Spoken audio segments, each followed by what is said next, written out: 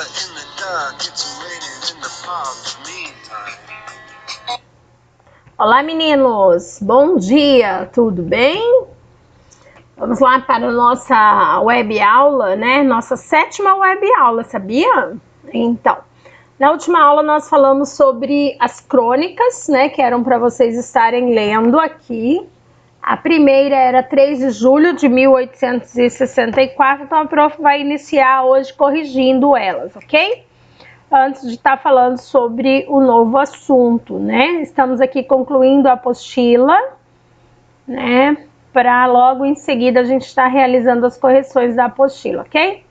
Então aqui nessa pergunta, né, da crônica lida aqui, ele pergunta assim para nós: qual é o tema da crônica lida, né? O tema é a profecia sobre o fim do mundo, não é isso? Um cometa que poderia se chocar com a Terra, tá? Então essa é a resposta da número 1.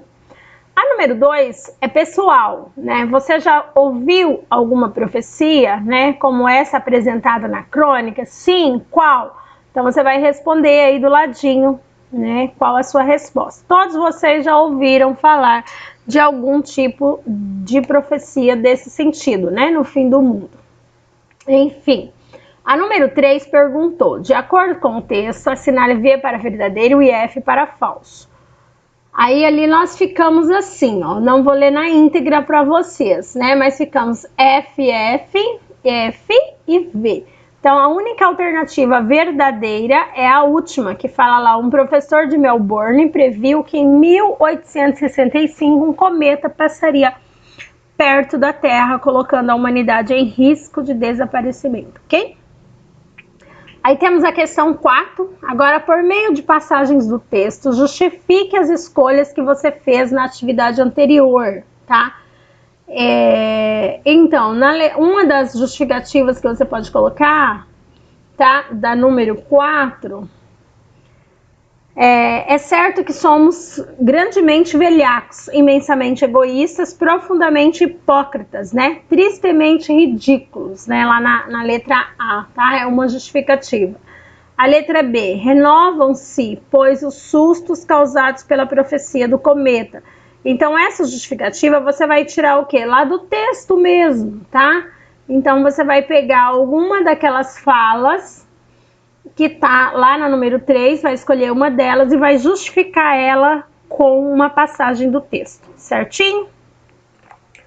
Muito bem. Então, aqui a número 5 diz assim, ó: de que forma a crônica de Machado de Assis dialoga com outros gêneros da esfera jornalística, né? De que maneira o autor constrói esse diálogo, tá? Essa é a questão número 5. A crônica, ela dialoga com outro gênero da esfera jornalística, pois ela se baseia em uma notícia, não é mesmo? A previsão do fim do mundo, tá? Então, é uma crônica, porém, ela tá ligada ao gênero, né, jornalístico, que é a previsão do fim do mundo, tá bom? Em decorrência de um cometa, um choque de um cometa contra o planeta. Então, o autor, ele constrói esse diálogo ali, né? E ele tirou esse assunto da crônica, né, da Folha, isso é, de um jornal, tá bom? Então é um assunto jornalístico que ele transformou em uma crônica, correto? Número 6. A presença do autor no texto é clara ou indireta? Justifique. A presença do autor no texto é clara, tá? É clara, porque ele fala a respeito das suas impressões, dos seus receios, dos seus medos, né? E tá na primeira pessoa do singular o texto. A atividade número 7 diz assim: as características próprias do gênero crônica presentes no texto são o tema tratado e as referências a datas próximas, tá? Então ele pede pra gente identificar lá, ó, características, né, próprias desse gênero jornalístico. Aí essas características nós temos lá a subversão do gênero, tema esfera jornalística, o uso da primeira pessoa do singular, o tema e a ironia, tá? Então essas são as nossas justificativas. Depois vocês leram outra crônica, tá? Aqui, ó, há sempre alguém, correto? Na página 105. E aí tinha umas perguntas para responder. A prof tá aqui agora para responder para vocês, ok? Que relação podemos estabelecer entre a crônica e o tempo? Tá? Questão número 1. A crônica tem relação estreita com o tempo em que é produzida, pois aborda temas contemporâneos, a publicação e rotineiros da sociedade que vive na época em que foi escrita, tá? Então, é essa a relação da crônica com o tempo. Número 2, você vai assinalar lá, né, qual é a linguagem da crônica. A linguagem da crônica, como a gente viu antes no conceito, na outra aula, ela é simples, né? E próxima do leitor. Ele cria uma intimidade entre o leitor e o escritor. Número 3. Que características de uma crônica você identifica no texto? Há sempre alguém, né? Então, ali a gente vê o eu lírico, tá? A emoção que uma pessoa sente diante de uma situação do cotidiano, a compaixão pelo pombo e por quem passa fome, né? E o prazer em ajudar, a satisfação em ajudar, tá? Então, essa daqui é a questão número 4, correto? E hoje, então, nós vamos dar início aqui a um novo assunto, né? Na trilha de linguagem, na página 107, ok? Então, figuras de linguagem. A gente até já estudamos um pouquinho sobre isso. Vocês viram isso ano passado, no 7º ano, com a professora Adriana. E esse ano também nós já comentamos na sala, né? Sobre o sentido denotativo e o sentido conotativo, tá? As palavras, elas podem ser empregadas com diferentes efeitos de sentido. E existem inúmeros recursos que podem ser explorados com essa finalidade. Esses recursos são chamados de figuras de linguagem. No entanto, antes de apresentarmos algumas figuras de linguagem, é importante saber que há duas formas de empregar uma palavra: em sentido denotativo e em sentido conotativo, correto? Então, denotativo é o sentido literal, é aquilo igual ao do dicionário, né? É o significado real da palavra. E conotativo é o sentido figurado, ou seja, que não corresponde à realidade, tá bom? Temos aqui do lado um verbete, né, de olho aqui, Rubem Braga, que é considerado um dos grandes cronistas brasileiros. Quem puder, faça leitura sobre ele, as crônicas, tá?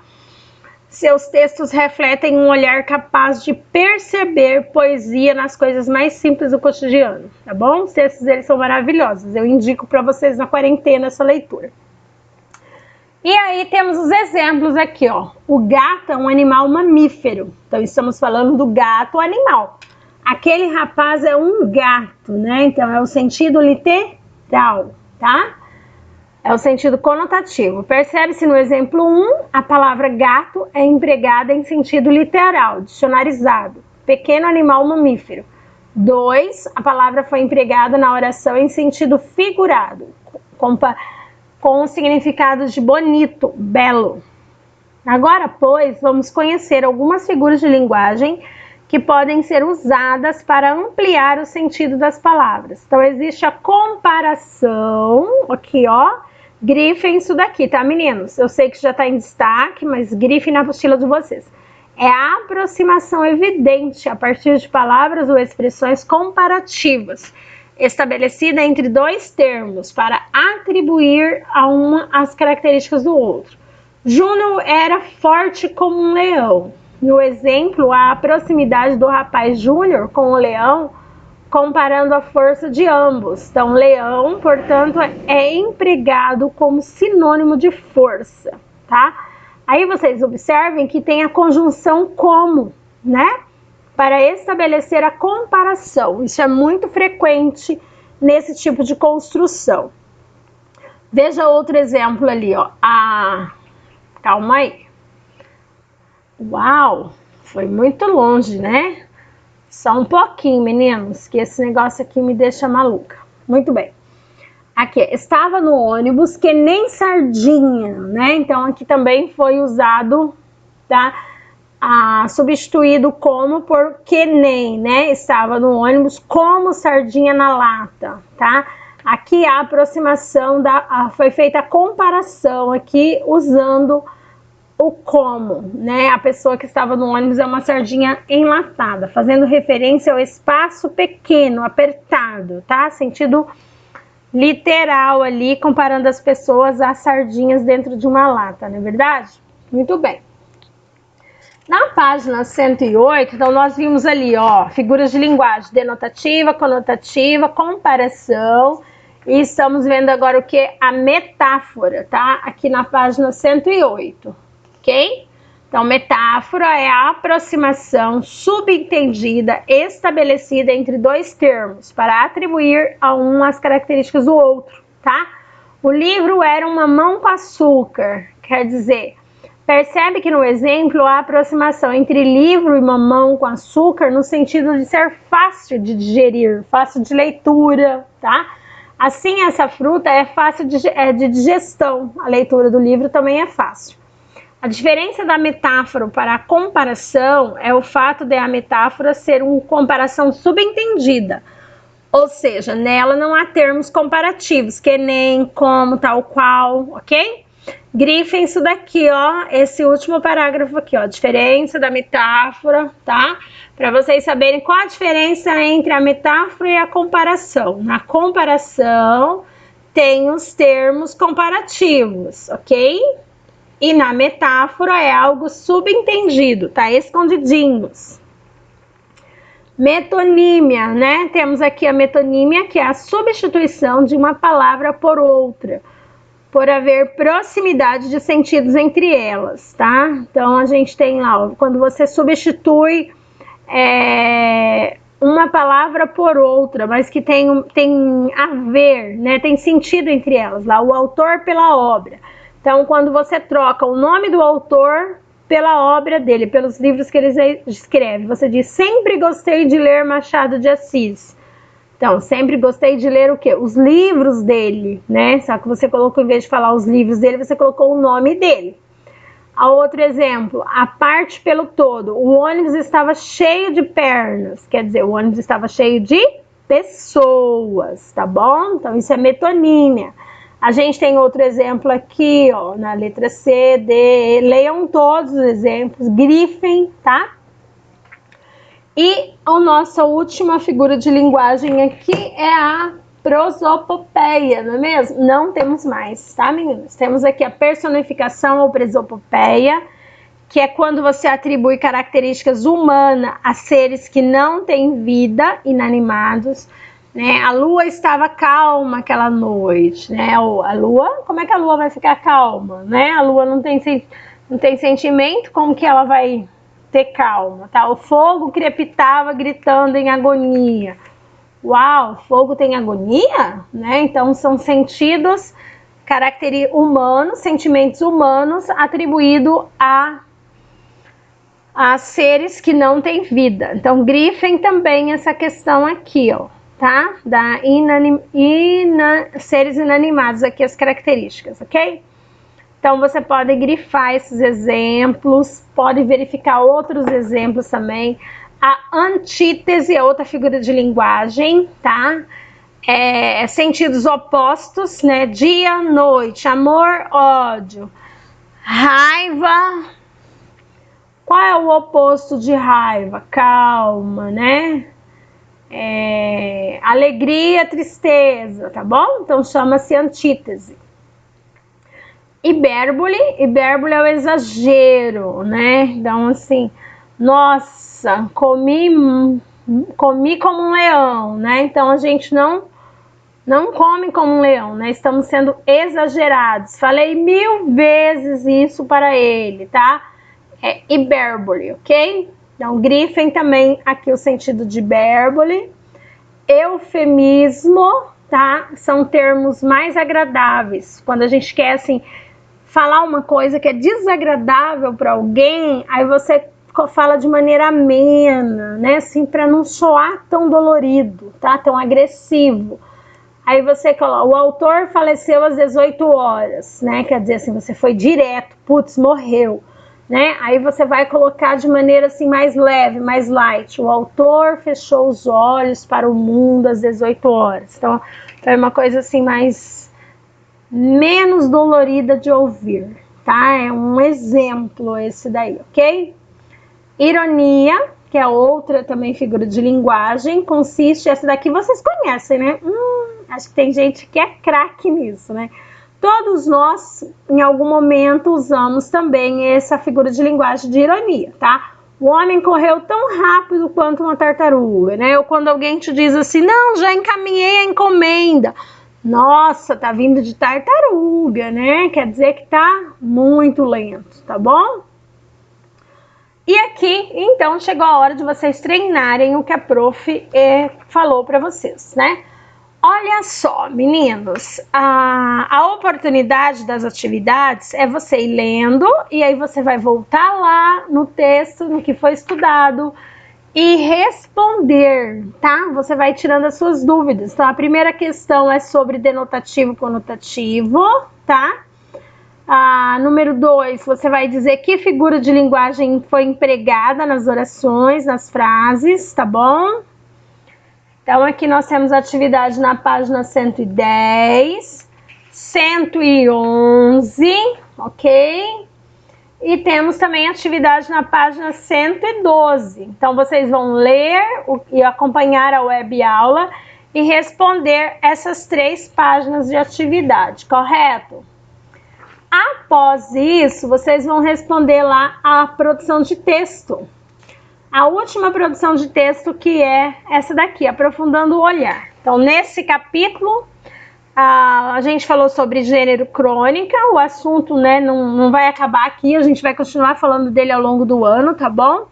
Que elas podem ser descritivas, narrativas, líricas, humorísticas, poéticas ou jornalísticas, né? Naquele dia eu pedi para vocês escreverem no caderno uma crônica, mas nessa atividade aqui da página 113, você vai colocar as características da crônica. Então, vocês na apostila tem, tá? Vocês vão voltar lá na explicação e registrar aqui as características da crônica. Na página 115, que é essa aqui, meninos, de mãos à obra, né? Então, é para vocês escreverem uma crônica, escolher um tema, né, e desenvolver. Então, eu peço para vocês pegarem a crônica que vocês fizeram no caderno, tá? Pode passar ela para cá, porque como a prof vai corrigir a apostila, aí a prof corrige o texto de vocês, né? Eu citei o caso da Camila, que me mandou a crônica dela, o Iago Pará, né? Eu li a crônica também da Carol, acho que a Evelyn também me mandou, tá? Então, assim, não me lembro bem, mas também me lembro da Isabela, Isabelle, né, que me mandou também, Isabela, né, mandou também para mim a crônica. Então, só copiem a crônica de vocês aqui na apostila, combinado? Nesse espaço que vocês têm aqui no final do capítulo, correto? E por hoje é só, tá bom? Eu vou gravar ainda uma outra aula para a gente fazer a correção dessas figuras de linguagem. Combinado? Tudo bem? Então, mãos à obra, tá? Sexta-feira a prof vai gravar para vocês fazerem a correção. Beijos, fiquem com Deus. Ó, apostilas todas prontas, hein? Vamos lá!